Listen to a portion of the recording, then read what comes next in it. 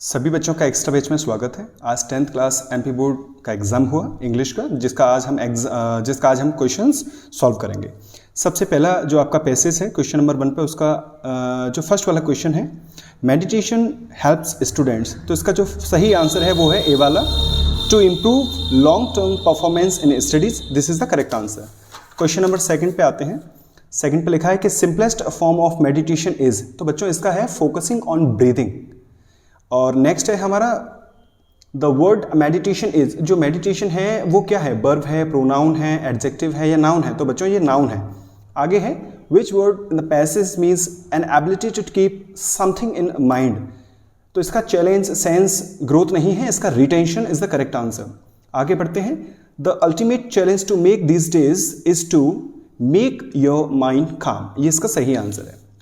आगे बढ़ते हैं। आपका क्वेश्चन नंबर 2 है और वो भी पैसेज पूछा है आपसे, जिसमें सबसे पहला प्रश्न पूछा गया है कि विच word in the passage means demand of money और अदर थिंग्स बिफोर और ड्यूरिंग द मैरिज, तो इसमें आपका सही आंसर डाउरी है, डाउरी बोल सकते हैं। नेक्स्ट है वुमन एजुकेशन, तो वुमन एजुकेशन का जो सही आंसर है वो डी वाला है, ऑल ऑफ दिस ABC ये सभी है।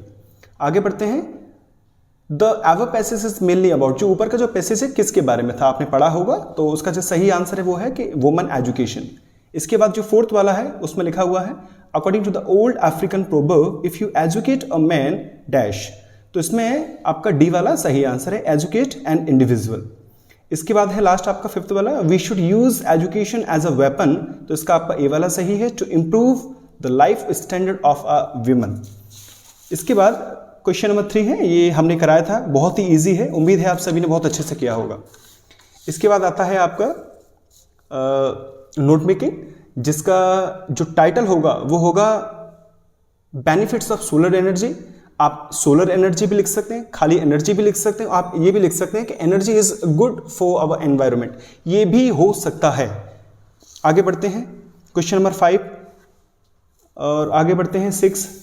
हाँ, 7 ग्रामेटिकल पोर्शन देखेंगे, ये आपके आवश्यक और बहुत महत्वपूर्ण चीज है। ये सबसे पहला क्वेश्चन है कि आई blank space this book yesterday, तो इसमें बच्चों देखिए इसका जो सही आंसर है वो आएगा रेड, ये रीड नहीं है, ध्यान रखना इस बात का, ये यहाँ पे इसका रेड प्रोनाउंसिएशन होगा, I read this book yesterday, तो this is the correct answer.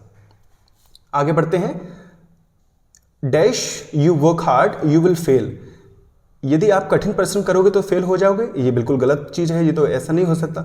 As long as के, जब तक तुम कठिन परिश्रम करोगे तो फेल होते रहोगे, ये भी गलत बात है। तो unless is the right answer के यदि आप कठिन परिश्रम नहीं करोगे तो तुम फेल हो जाओगे। आगे बढ़ते हैं। Your father is seriously ill you dash go home, तो इसमें बच्चों मस्ट यूज कर सकते हैं आप, मस्ट ही आएगा। आगे बढ़ते हैं। My father is dash teacher, तो इसमें आएगा आपका रिटायर्ड। आगे बढ़ते हैं। How dash time is left, तो बेटा टाइम जो होता है अनकाउंटेबल है, that's why we will use here much. Okay, आगे बढ़ते हैं। He exclaimed what a beautiful flower, तो इसमें आपका ए वाला सही आंसर होगा। आगे है Sita is dash than any other girl more intelligent, तो ये आपका सही आंसर हो गया। डू एज डायरेक्टेड की बात करते हैं। डू एज डायरेक्टेड में देखिए पहला वाला क्या लिखा हुआ है, ही नोज मी, वह मुझे जानता है, इसका पैसिव बनाना है हमको, तो I am known to him, ये इसका सही आंसर होगा। दूसरा है noise dash the room the classroom making the girls word some, ये सबका रीअरेंज करना है, एक सही सेंटेंस बनाना है, एक मीनिंगफुल सेंटेंस बनाना है, तो इसका देखिए ये बनेगा some girls were making a noise in the class, this is the correct answer. Okay, next वाले पे आते हैं। We are living in this city since 2005, हम 2005 से इस शहर में रह रहे हैं। इसका हमको क्या करना है, बोल रहा है कि correct the sentence and rewrite, sentence को करेक्ट करिए फिर से लिखिए। तो बच्चों इस आर की जगह पर हम हैव बीन लगा देंगे, पूरा का पूरा आंसर सही है। देखिए आप आर को रिप्लेस कर देंगे हैव बीन से, पूरा का पूरा आंसर सही है। आगे बढ़ते हैं। नेक्स्ट वाला है आई डू एक्सरसाइज डेली, मैं रोज योगाभ्यास करता हूं या एक्सरसाइज करता हूं, इसका क्या बनाना है, मेक एन इंटरोगेटिव सेंटेंस, तो इसका बनेगा do I do exercise daily और question mark in the last. Question mark is very compulsory after finishing the sentence, ध्यान रखना चाहिए, ये आपने नहीं लगाया तो आपका गलत हो गया है। आगे बढ़ते हैं।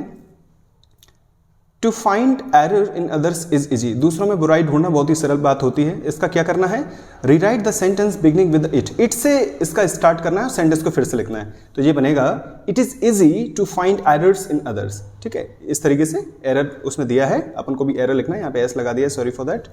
आगे बढ़ते हैं। अगला है आपका कि Lencho wrote a letter to God. Lencho was a peasant. अब दोनों का क्या करना है, combine the pair of sentence using who से इन दोनों सेंटेंस को जोड़ देना है। तो ये ऐसे बनेगा कि Lencho who was a peasant wrote a letter to God. Okay बच्चों, आखिरी है हमारा my sister is very intelligent she can solve any problem. क्या करना है इसका, combine the pair of sentence using so that का यूज करके हमको करना है। तो ये कैसे होगा, देखिए, my sister is so intelligent that she can solve any problem. ठीक है बच्चों, उम्मीद है आपको समझ में आया हो। आप एक बार देख सकते हैं, स्क्रीनशॉट ले सकते हैं, ये इसके सही आंसर हैं। आगे बढ़ते हैं और ऑब्जेक्ट टाइप है हमारा क्वेश्चन नंबर 10 पे, इसको देखते हैं। Why did Lencho get only 70 pesos, Lencho को मात्र 70 पैसोस ही प्राप्त क्यों हुए। तो देखिए, the postmaster could collect only 70 pesos for an act of charity, क्योंकि पोस्ट मास्टर ने पुण्य धर्म के नाम पे मात्र इतना ही पैसा एकत्रित कर पाया था वो व्यक्ति। आगे है, when Anne Frank decides to write a diary she dash school girl, जब एन फ्रैंक ने डायरी लिखना स्टार्ट किया तो उसकी उम्र कितनी थी, वो कितने स्कूल गोइंग गर्ल थी, बट उसकी उम्र क्या थी, शी 13 ईयर ओल्ड गर्ल। तो इसका आपका बी वाला सही हो जाएगा।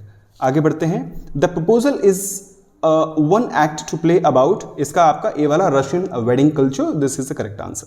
आगे है 10th May is in South Africa is dash an autumn day. कई बार हमने आपको बताया है, चैप्टर में कई बार पढ़ाया गया है लॉन्ग वॉक टू फ्रीडम में। नेक्स्ट पे आते हैं, read the extract carefully and answer the questions, इसको पढ़ना है, इसके आंसर देना है। तो देखिए आपने पढ़ लिया होगा, आंसर चेक करिए आप। तो सबसे पहला है कि monthly accounts of the baker were recorded, जो हिसाब किताब होता था बेकर्स लोगों का महीने का, वो कहाँ लिखते थे, dash some wall in pencil, वो किसी दीवार पे पेंसिल के माध्यम से लिखते थे। आगे देखते हैं question number next, which word in the extract means a pleasant fat body, एक अच्छा खासा शरीर किसका हुआ करता था, उसके लिए कौन सा एक वर्ड है यहाँ पे, तो हमने आपको बताया था प्लम्प, एक हेल्दी बॉडी कह सकते हैं। आगे है, the baker and his family never starved because, baker और उसका परिवार वाले कभी भूखे नहीं मरते थे, क्यों, क्योंकि baking was a profitable profession, क्योंकि जो बेकिंग का जो प्रोफेशन है वो काफ़ी फायदेमंद प्रोफेशन माना जाता है। आगे है, read the extract carefully and answer the questions, ये आपका अमंडा चैप्टर में से है, आपको समझ में आ गया होगा पढ़ते ही। तो इसको देखते हैं। From which poem of your text has been taken this extract been taken, ये जो आपकी जो पोएम है वो कौन से वाले चैप्टर में से लिया गया है, कौन सी पोएम वाले चैप्टर में से लिया गया है, तो बेटा ये अमंडा वाले में से लिया गया है, क्योंकि अमंडा पहले से ही उसमें मेंशन्ड है, ध्यान रखना। नेक्स्ट है, the word orphan means, orphan का अर्थ क्या होता है, a child having no father and mother, एक ऐसा बच्चा जिसके माता पिता ना हो वो अनाथ कहलाता है, this is the correct answer. Next, what is the girl actually want, जो लड़की थी वास्तव में चाहती क्या थी, जो अमंडा लड़की थी क्या चाहती थी वास्तव में, she wants freedom and silence, वो शांति चाहती थी और स्वतंत्रता चाहती थी। और ये आपके क्वेश्चन आंसर्स हैं। तो बच्चों, यदि आपको अच्छा लगा हो तो इस वीडियो को लाइक करें, सब्सक्राइब करें और अपने अन्य दोस्तों को भी भेजें ताकि वो भी मैच कर सकते हैं। Thank you very much.